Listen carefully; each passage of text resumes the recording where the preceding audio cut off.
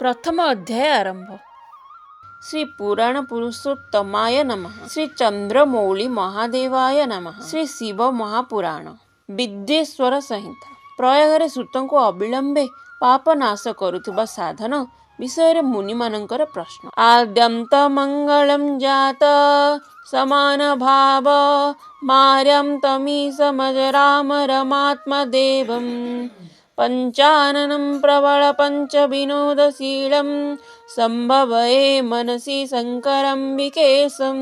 जे आदि ओ अंतरे नित्य मंगलमय, जहाँक समानता अथवा तुलना केउठी नाही, जे आत्मार स्वरूप को प्रकाशित करुଥିବା देवता, जहाँक पांचटी मुख अछि एवं जे अनायासरे जगतर सृष्टि पालन संहार अनुग्रह और तिरोभाव रूपी पांचटी प्रबल कर्म करिथांती, से सर्वश्रेष्ठ अजर अमर ईश्वर अंबिकापति शिवଙ୍କୁ मु मन मध्यरे चिंतन करू। व्यास कहउचंती, धर्मर महान क्षेत्र, गंगा जमुनार संगम स्थल तथा ब्रह्मलोकर मार्ग स्वरूप परम पुण्यमय प्रयागरे सत्यव्रतरे तत्पर रहुଥିବା महातेजस्वी महाभाग महात्मा मुनि माने गोटे विशाल ज्ञान यज्ञर आयोजन कले। से ज्ञान यज्ञर समाचार शुणी पौराणिक शिरोमणि व्यास शिष्य महामुनि सूत सेठारे मुनि माननको दर्शन करबाको आसी। सूतଙ୍କୁ आसुଥିବା देखि मुनिगण हर्षरे उत्फुल्लित होई उठिले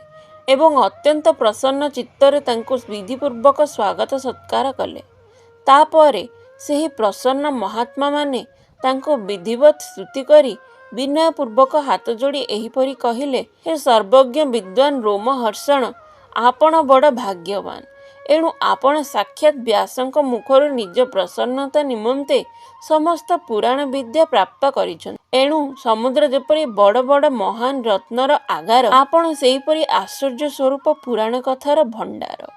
त्रिलोकरे भूत वर्तमान और भविष्यत तथा आउ जहा किछि अछि ताहा आपणको अज्ञात नाही। आपण अमर, बहुत बड़ सौभाग्यरु एही यज्ञरे दर्शन देबा निमंते एठाकु आसिछंती एवं एही बाहानारे आमर कल्याण करिबाकु चाहंती, कारण आपणଙ୍କ आगमन कदापि व्यर्थ जाए नाही। आमे पूर्वरु मध्ये आपणଙ୍କ ठारू शुभाशुभ तत्पर पूर्ण वर्णना शुणिछु, किंतु तद्वारा तृप्ति मिली नाही। आहुरी शुणिबाकु बारंबार इच्छा हेउछि। सुबुद्धि सुत महाभाग, एबे आमे गोटे कथा शुणिबाकु चाहुछु। जदि आपणଙ୍କ आम प्रति अनुग्रह अछि, तेबे गोपनीय होइथिले मध्य आपण सेही विषय वर्णना करंतु। घोर कलिजुग आसिले मनुष्य पुण्यकर्मरु दूरेई रहिबे, दुराचाରରେ लिप्त होइजिबे, सत्य भाषारू विमुख होइजिबे, अन्यर निंदारे रत रहिबे एवं परधन हरि नेबाकु इच्छा करिबे। सेमानंक मन परनारी प्रति आसक्त रहिबो एवं सेमाने अन्य मानंक प्रति हिंसा करिबे, निज शरीर को ही आत्मा मणिबे। सेमाने मूढ़ नास्तिक ओ पशुबुद्धि हेबे एवं पितामातांक प्रति द्वेष करिबे। ब्राह्मण लोभ रूपी कुंभीरर ग्रास होइछि। सेमाने वेद बेकी पेट पोषिबे, धन उपार्जन निमंते विद्या अभ्यास करिबे एवं मदरे मोहित होई रहिबे।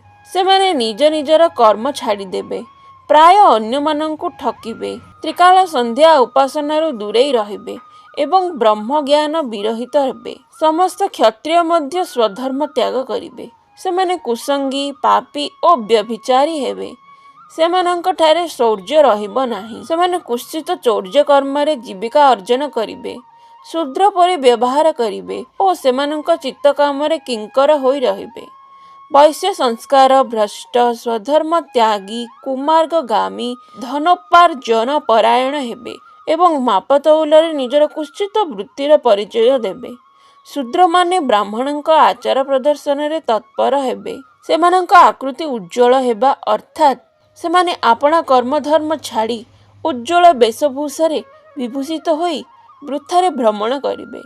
सेमाने स्वभावतः स्वधर्म परित्याग हेबे। सेमानंक विचार धर्मर प्रतिकूल हेबो। सेमाने कुटिल ओ ଦ୍ୱିଜ ନିନ୍ଦୁକ ହେବେ।